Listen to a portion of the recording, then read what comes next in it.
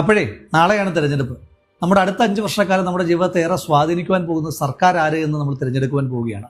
അങ്ങനെയുള്ളപ്പോൾ കഴിഞ്ഞ 10 വർഷക്കാലം നമ്മളെ ദ്രോഹിച്ച സർക്കാരിന്റെ കെടുതികൾ നമുക്കൊന്ന് ഓർത്തെടുക്കണ്ടേ? ഓർക്കുന്നില്ലേ? PSC പരീക്ഷ എഴുതി പാസ്സായതിനു ശേഷവും ഒരു ജോലിക്ക് വേണ്ടി നമ്മൾ ഭിക്ഷയാചിച്ചും കയ്യിൽ കർപ്പൂരമേന്തിയും ഒക്കെ സെക്രട്ടേറിയറ്റിലേക്ക് ചെന്നിട്ട് നമ്മളെ ചവിട്ടി പുറത്താക്കിയതിനു ശേഷം ശിവരഞ്ജിത്തിനെയും നസീമിനെയും പോലുള്ള SFIക്കാർക്ക് പിൻവാതിലൂടെ ലക്ഷക്കണക്കിന് പാർട്ടിക്കാരെ തിരികെ കയറ്റിയ സർക്കാരെ നമുക്ക് മറക്കുവാൻ കഴിയും? ഉപ്പിനും മുളകിനും തൊട്ട് അവശ്യ സാധനങ്ങൾക്കെല്ലാം വിലക്കയറ്റം സൃഷ്ടിച്ച ഒരു സർക്കാരിനെ നമുക്ക് മറക്കുവാൻ കഴിയുമോ? കേന്ദ്ര സർക്കാർ പെട്രോളിന്റെയും ഡീസലിന്റെയും പേരിൽ നടത്തുന്ന കൊള്ള കൂടാതെ ഇവിടുത്തെ സംസ്ഥാന ടാക്സിന്റെ പേരിലുള്ള എക്സ്ട്രാ കൊള്ളയും അതുകൂടാതെയുള്ള സെസ് എന്ന പേരിൽ പെൻഷൻ കൊടുക്കുവാനെന്ന വ്യാജേന നടത്തിയ അധിക കൊള്ളയും നമുക്ക് മറക്കുവാൻ കഴിയുമോ? എന്നിട്ട് പാവപ്പെട്ട പെൻഷൻ ബെനിഫിഷ്യറീസിന് പെൻഷൻ കൊടുത്തിട്ടുണ്ടോ? ഇല്ല. KSRTC ജീവനക്കാർക്ക് ശമ്പളം കൊടുത്തിട്ടുണ്ടോ? ഇല്ല. KSRTC ജീവനക്കാർക്ക് പെൻഷൻ കൊടുത്തോ? ഇല്ല. KSRTC കട്ടപ്പുറത്താക്കില്ലേ? ആക്കി. അരിപ്പടി കൊണ്ട് നിർമ്മിച്ച സ്കൂളുകൾ ഇടിഞ്ഞു വീഴുന്ന കാഴ്ച നമ്മൾ കണ്ടു. ആ സ്കൂളുകളെ കേരളത്തിന്റെ ലഹരി മാഫിയ കയ്യേറുന്ന കാഴ്ച നമ്മൾ കണ്ടു. അതിനെ പ്രതിരോധിക്കാൻ കഴിയാത്ത പോലീസിന്റെ നിസ്സഹായാവസ്ഥ നമ്മൾ കണ്ടു. ആ പോലീസ് റോഡിലേക്ക് ഇറങ്ങുമ്പോൾ ഹെൽമറ്റ് വെക്കാതെ പോകുന്ന ചെറുപ്പക്കാരെ ലാത്തിക്കെറിഞ്ഞ് വീഴ്ത്തുന്ന കാഴ്ചയെ നമ്മൾ കണ്ടിട്ടുണ്ട്. പോലീസ് സ്റ്റേഷനിലേക്ക് പോയ വരാപ്പുഴയിലെ ശ്രീജിത്തിനെ നെടുങ്കണ്ടത്തെ രാജ്കുമാറിനെ ഉരുട്ടിക്കൊന്ന പോലീസിനെ നമ്മൾ കണ്ടു. മൊബൈൽ മോഷ്ടിച്ചു വന്ന വ്യാജന ഒരു പിഞ്ചു കുഞ്ഞെ അപമാനിച്ച പിങ്ക് പോലീസിന്റെ ക്രൂരതയും നമ്മൾ കണ്ടിട്ടുണ്ട്. നക്സൽ വേട്ടയുടെ പേര് പറഞ്ഞ് പാവപ്പെട്ട ആദിവാസികൾക്ക് നേരെ നടത്തിയ പോലീസുകാരുടെ ക്രൂരമായ ലാത്തി ചാർജും അതുപോലെ തന്നെയുള്ള എൻകൗണ്ടറുകളും കേരളം സാക്ഷ്യം വഹിച്ചു. വർഗീയത പറയുന്നവരെ ഒപ്പം കൂട്ടി യാത്ര ചെയ്യുന്ന മുഖ്യമന്ത്രി തന്നെ ഒരു വർഗീയവാദിയായി മാറുന്ന കാഴ്ചയെ നമ്മൾ കണ്ടു. സ്ത്രീ സുരക്ഷയെ PR-ന് വേണ്ടിയിട്ടും രാഷ്ട്രീയ എതിരാളികളെ വേട്ടയാടുവാനും വേണ്ടി മാത്രം ഉപയോഗിക്കുകയും യഥാർത്ഥ സ്ത്രീ സുരക്ഷ നടപ്പിലാക്കാതിരിക്കുകയും ചെയ്ത സർക്കാർ. പകലന്തിയോളം പണിയെടുക്കുന്ന പാവപ്പെട്ട ആശാവർക്കർക്കും അംഗനവാടി ജീവനക്കാർക്ക് മിനിമം ശമ്പളം പോലും കൊടുക്കാതെ അവരെ സെക്രട്ടേറിയറ്റിലേക്ക് സമരത്തിന് വർഷങ്ങളോളം പറഞ്ഞുവിട്ട സർക്കാർ. ഒരുപാട് സ്വപ്നങ്ങളുമായി പഠിക്കുവാനായി ചുരം കയറി ചെന്ന സിദ്ധാർത്ഥനെ ഉരുട്ടിക്കൊന്ന SFIക്കാരന്റെ ഇടിമുറികളെ പറ്റി നമുക്ക് മറക്കുവാൻ കഴിയും. വിക്ടോറിയ കോളേജിലെ പ്രിൻസിപ്പലിന് ശവമഞ്ചം ഒരുക്കുകയും മഹാരാജാസ് കോളേജിലെ പ്രിൻസിപ്പലിന്റെ കസേര കത്തുകയും ചെയ്ത SFIക്കാരന്റെ ഗുരുതെന്ന് നമുക്ക് മറക്കുവാൻ കഴിയും. തെരഞ്ഞെടുപ്പിൽ പരാജയപ്പെടുമ്പോൾ ബാലറ്റ് വിഴുങ്ങുന്ന SFIക്കാരെ നമുക്ക് മറക്കുവാൻ കഴിയും. പാവപ്പെട്ടവന് ലൈഫിലൂടെ വീട് നൽകാതിരിക്കുകയും മുഖ്യമന്ത്രിയുടെ കാലിത്തൊഴുത്തിന് ക്ലിഫ് ഹൗസിൽ 42 ലക്ഷം രൂപ അനുവദിക്കുകയും ചെയ്ത സർക്കാരിന്റെ ദൂർത്തും ഇരട്ടത്താപവും നമുക്ക് മറക്കുവാൻ കഴിയും. പാർട്ടി അനുഭാവി ആയിരുന്നിട്ട് കൂടി ADM നവീൻ ബാബുവിനെ ക്രൂരമായി അധിക്ഷേപിച്ച് കൊലപ്പെടുത്തിയ CPM നേതൃത്വത്തെ നമുക്ക് മറക്കുവാൻ കഴിയും.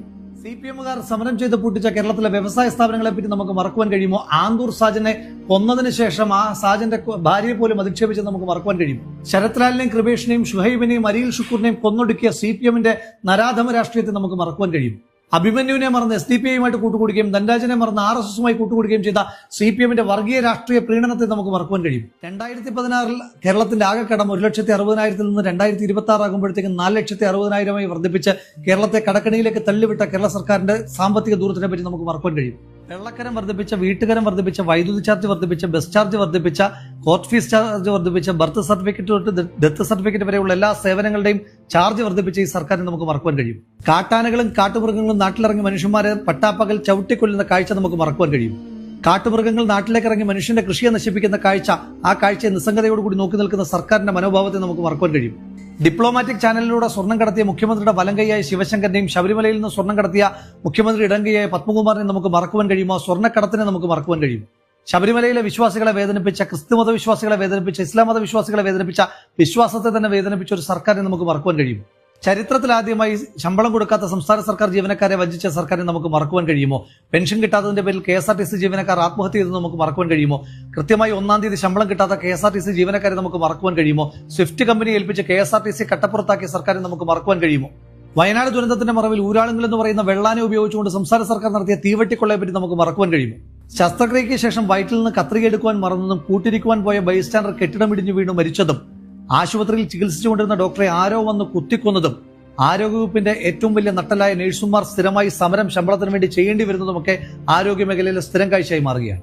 മരുന്നില്ലാത്ത മെഡിക്കൽ കോളേജും ശസ്ത്രക്രിയ മുടങ്ങിയ ICU-യും എല്ലാം നമ്മുടെ നാട്ടിലെ സ്ഥിരം കാഴ്ചകളായി മാറുമ്പോൾ ആരോഗ്യവകുപ്പ് എന്ത് ചെയ്തു എന്ന കാഴ്ച നമ്മൾ ഓർക്കണ്ടേ? ഇന്ത്യയിൽ ഏറ്റവും അധികം ആളുകൾക്ക് കോവിഡ് ബാധിച്ച സംസ്ഥാനമാക്കി കേരളത്തെ മാറ്റിയ, ഇന്ത്യയിൽ ഏറ്റവും അധികം ആളുകൾ കോവിഡ് ബാധിച്ച് മരിച്ച സംസ്ഥാനമാക്കി കേരളത്തെ മാറ്റിയ, ഇന്ത്യയിൽ ഏറ്റവും അധികം കോവിഡ് ഡെത്തുകൾ മറച്ചുപിടിച്ച സംസ്ഥാനമാക്കി കേരളത്തെ മാറ്റുമ്പോഴും കോവിഡിന്റെ മറവിൽ നടത്തിയ കോടിക്കണക്കിന് രൂപയുടെ കൊള്ള നമുക്ക് മറക്കുവാൻ കഴിയും. ബ്രൂവറി, ഡിസ്റ്റിലറി അഴിമതി ഉൾപ്പെടെ, സ്പ്രിംഗ്ലർ അഴിമതി ഉൾപ്പെടെയുള്ള കോടിക്കണക്കിന് രൂപയുടെ അഴിമതികൾ നമുക്ക് മറക്കുവാൻ കഴിയുമോ?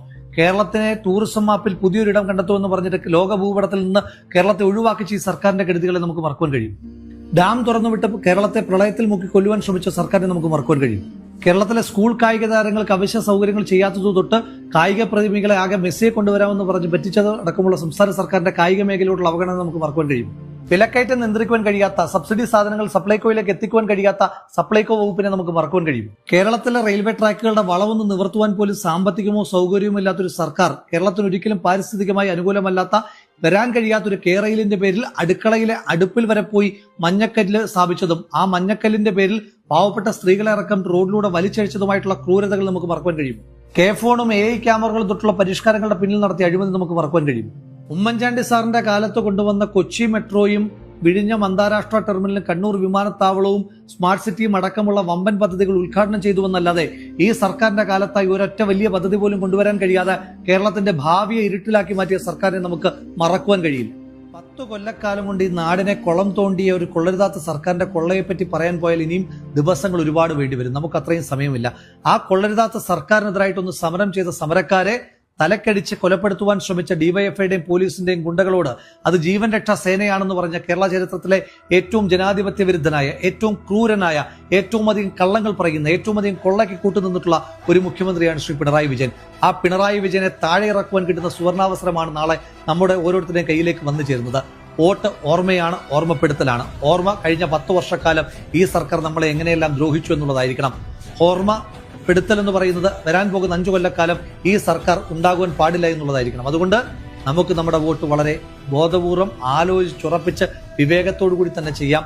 ആ ചെയ്യുന്ന വോട്ട് UDF-നൊപ്പമാകട്ടെ. UDF നയിക്കും, കേരളം ജയിക്കും.